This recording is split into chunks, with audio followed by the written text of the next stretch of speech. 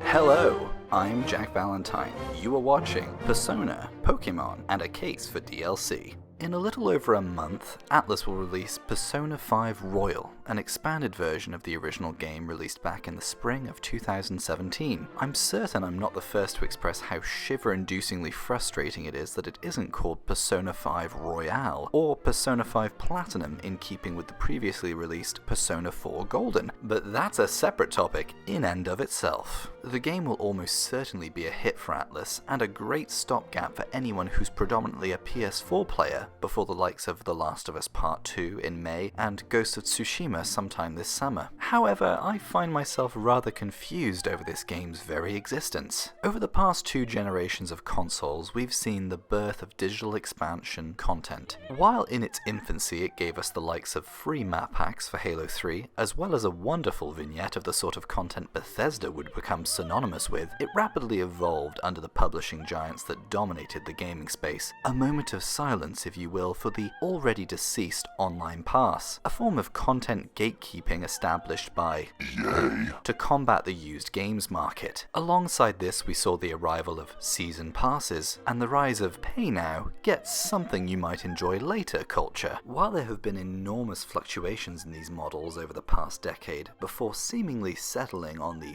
Fortnite famous Battle Pass, digital content for a digital age is not seen as something out of the norm. But here in 2020, we are fast approaching the release of a slightly expanded and slightly improved upon version of an existing game. This isn't a new concept either, as for years before the ability to publish new content on a digital platform, publishers would release newer versions of their titles. These sorts of best-of versions were more common from the Japanese markets, though have been comfortably embraced by Western publishers and their audiences long before them. Definitely not looking at you, Bethesda. Which brings us to the much-adored Pocket Monsters. I was, despite only playing Nintendo games as a child, fairly detached from Pokemon as a series. I knew of it. I had a set of cards at some point or another with a shiny Machamp that I thought was the Holy Grail. I possessed at one time a copy of Pokémon Silver for my Game Boy Color. It may be worth noting for historical accuracy that the only reason possessed I did this copy of Pokémon Silver was because I had lent my copy of The Legend of Zelda Oracle of Seasons to someone I didn't know very well. They just refused to give it back. To this day, I don't know why. It wasn't even a very good Zelda game. Nevertheless, I kept their copy of Pokemon in an act of retribution. I remember being rather confused at the idea that there were multiple versions of a game that withheld certain content in the form of version-specific Pokemon. Someone slightly older than me at the time once tried to explain that this was deliberate, designed to make you link up your Game Boy with friends and trade the exclusive beasts back and forth. Maybe my refusal to understand or accept why this was a thing as a child was the budding sensibility of disdain for the monstrous capitalist system that controls both the video game industry at large and the world. Or maybe it was because I was almost perpetually lonely as a young child and knew that I barely had any friends, much less a friend with a Game Boy Color and a copy of Pokemon Gold.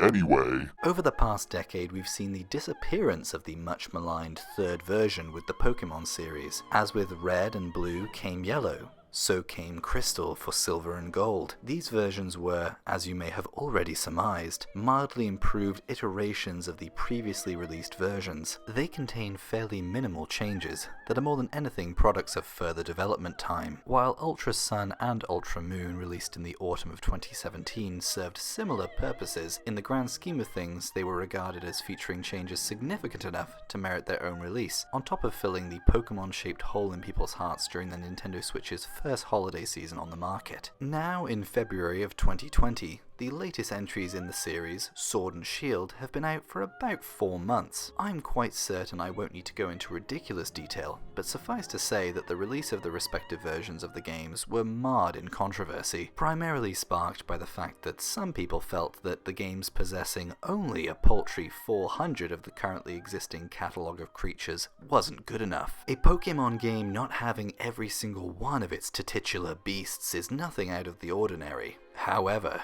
This wouldn't stop torrents of people from reducing themselves to walking sales figures, to nothing more than consumers in title, and protesting that they were lied to by both developer Game Freak and Nintendo alike. Of course, just like in every scenario in which the most vicious and vitriolic members of a gaming community, being of course its most vocal, scream from their self-made digital soapboxes to boycott the game, stating that they will quote-unquote vote with their wallets and that you too should do this, the ripple effect it had on sales for Nintendo were devastating.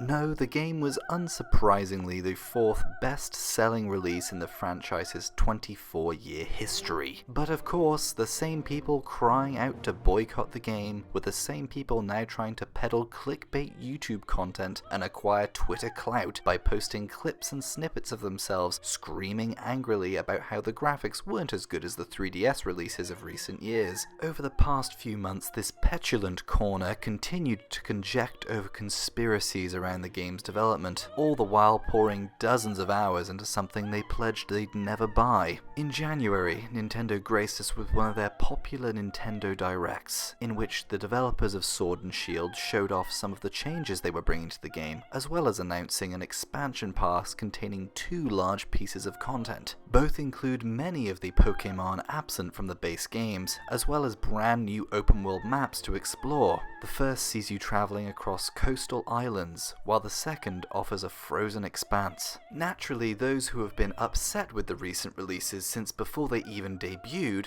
appeared angrier still about the fact that they are now being offered new content for additional money. Many of the things they felt they would do, namely the missing creatures from the base game, can be accessed without purchasing the content. This, along with several other things, make you scratch your head. Surely the years of having to buy a brand new version of a game they already own for a few quality of life improvements and a few new Pokémon as a full-priced release nonetheless. The idea of only having to spend around $30 for about as much content as you got in the base game sounds like a pretty good trade-off to me. Kiddo. Sarcasm aside, this made me do a little dive into the various forums populated by fans of the Persona series. In all honesty, I hadn't seen much negativity surrounding the release of Persona 5 Royal. As we move closer to the date, there are indeed threads growing in popularity over the revelations that the release does not in fact feature much new content at all. But still it feels as though, for the most part, folks are just sort of okay with it, leaving comments about how their wallets are going to hate them come the end of March. To state the obvious, the core fanbase of the Persona series is almost certainly smaller than that of Pokémon, but the point stands. It's a peculiar situation to say the least, but I think that there is something that can be gleaned from all of this. While downloadable content is certainly something that many have become used to, there's still pushback within communities that believe that their favourite series are sanctimonious in some way, that it wears some sort of invisible armour to the plans of corporate overlords squeezing out every last drop of juice. I think that due to others that have come before, DLC carries with it the misnomer that the content was most likely cut from the game to be sold later. This is something we've seen in AAA game spaces for years now. But evidently, this is not the case with these new Pokémon games, as the content looked rough and in early stages in the brief trailers we saw. The same can in fact be said for Persona 5 and Persona 5 Royal as well. I've no doubt that the new content that comes with the soon-to-be-released expanded version was certainly not cut with the intention of being sold later, as working an entirely new story chapter into a game that takes some 100 hours or so to complete in a way that feels cohesive to the pre-existing game is certainly a task that developers would have had to rise to. And so in the case of Persona 5, the question becomes, why is this new content, along with the numerous quality of life updates, not coming out as downloadable content for $20 or $30? Coming up with an answer that's deeper than simply saying, well, because they want more money, is admittedly harder than you'd think. Atlus haven't really offered any insight into why they've done things this way. The few things they have taken the time to clarify include a mention of all of Persona 5's original cosmetic DLC being included in this new edition, while simultaneously announcing that the expanded version would have new cosmetic DLC itself that would not be included in the retail asking price. To be clear, it feels like a bit of a mess. While there are strange outliers to this rule, and let's just be open with the fact that those people are heckin' narcs, most will agree that the rise of microtransactions, born from the vile brain chambers that decided to twist the idea of expansive content in malicious ways, are an actual problem. After the 2017 debacle with EA's Star Wars Battlefront 2, most publishers have thankfully pumped the brakes a little bit, but I do believe that additional content that genuinely, adds something to the experience can be great. Some of my favourite games from the past decade, the Dark Souls series and Bloodborne, The Witcher 3, all contained relatively inexpensive expansion passes that added tons of stuff to do. In the case of The Witcher 3's second expansion, Blood and Wine specifically, it was heralded as feeling like a brand new game. It had so much goddamn stuff to do in it. All of this being said, one core question could be asked of the situation in regards to Nintendo's wonderful Pocket Monsters and Atlus's weird teen pocket dominatrix game. That question is, of course, do you like this video game? And would you like more of that game? If yes, then POKéMON's approach to the new content should work wonders for you. If yes, then the way in which Persona's team is approaching the new edition of the game should make you scratch your head. If no to either games, then I suppose you don't really have anything to worry about. Don't get me wrong, I really enjoyed Persona 5, and the prospect of it having some rough edges filed down and its wildly unwelcome homophobic dialogue sequence completely removed do almost sound as wonderful as it was necessary. To those who hated Pokémon Sword and Pokémon Shield before they were even released, I hear you. The best manner to avoid further frustration at the upcoming release of the game's DLCs would be to simply burn your computers, throw out your smartphones, call up your internet company, and have them shut you off. After more than a decade of paying full retail price for re-releases of games, Game Freak and Nintendo's approach feels like a step in the right direction. That is, at least, until games corporations land on the next hot way of monetizing the heck out of their games. My name's Jack Valentine. Thank you for watching. Goodbye.